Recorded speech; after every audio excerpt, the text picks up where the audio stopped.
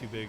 The Supreme Court says it won't review the conviction of former coal CEO Don Blankenship, who was found guilty of conspiring to violate safety standards at West Virginia's Upper Big Branch mine before the 2010 explosion that killed 29 men.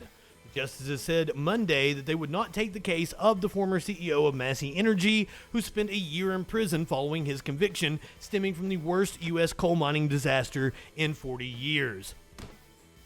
Only a year in prison for conspiracy to violate safety standards. My God. I'm sorry, but that's not kicking authority in the balls. He's kicking authority in the balls. That's what we are pro kicking authority in the balls around here. Also today on the court's first day of its new term, they refused to hear a case from Mike Lindell,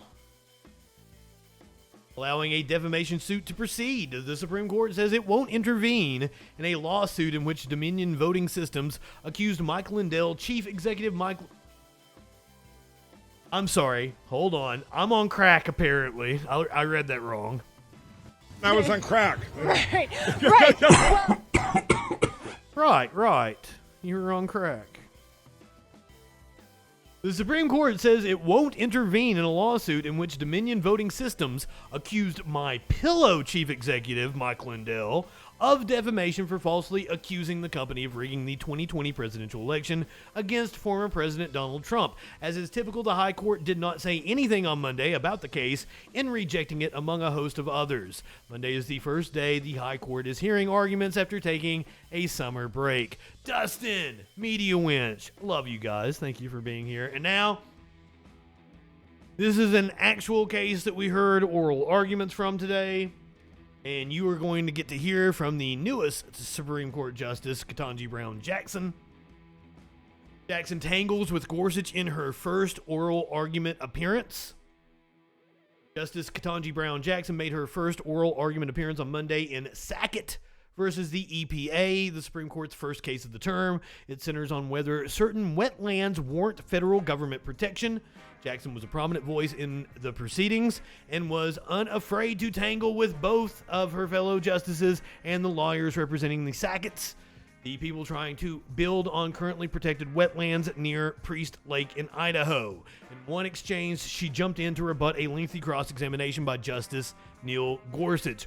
Gorsuch had been building the argument that property owners, bedeviled by the EPA standards under the Clean Water Act that grant some wetlands protection but not others, could be exposed to stiff penalties if they unknowingly build on protected land. So I'm not exactly sure that this is the pertinent reference, but this is a section of Jackson getting into it with Gorsuch. The issue, what Congress would have intended with respect to adjacency, and there was a regulation that defined adjacency to include neighboring. And as far as I know, Congress used the term adjacency and didn't adjust it to try to make clear the touching requirement that you say was intended by the term. Yes, Justice Jackson. Every single time that argument has been advanced by the government, it has been rejected by this court. In Rapanos, the plurality opinion rejected outhand the idea that 404G represents a ratification of the Corps' broad understanding of adjacency. Justice Kennedy's opinion doesn't even give it consideration. Swank, for its part, said 404G is unenlightening as to the meaning of waters in the Isles. All right, well, let me try to bring some enlightenment to it by asking it this way.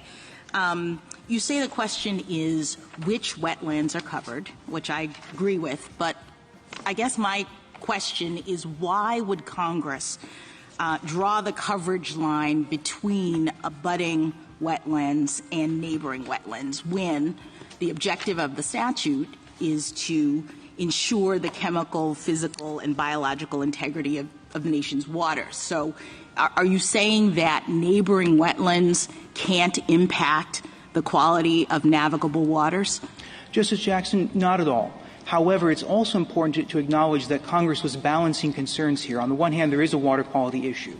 But on the other hand, there's a very important federalism issue, so important that actually Congress put it in the text of the Act that one of the purposes of the Act is to preserve traditional state authority over land and water resources. I didn't read that as a purpose. I mean, the Congress said our objective is to address or make sure that we maintain the integrity of the waters. It was one of the policies in achieving that objective that we care about states' rights or federalism concerns. But I didn't see that as Congress's primary objective or even, a main objective with respect to the Clean Water Act.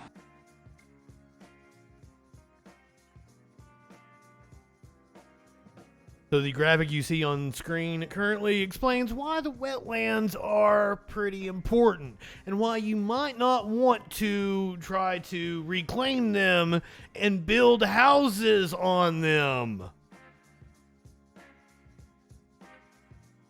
Just pointing that out. There you go. That is historic. You heard the first oral arguments from the first black woman Supreme Court justice just now. Hella based. A judge in Montana, they have not ruled on it. They are still in oral arguments on the EPA wetlands issue. We probably won't get rulings come at the end of the session. So they're going to hear oral arguments throughout the session, and then we'll get rulings at the end.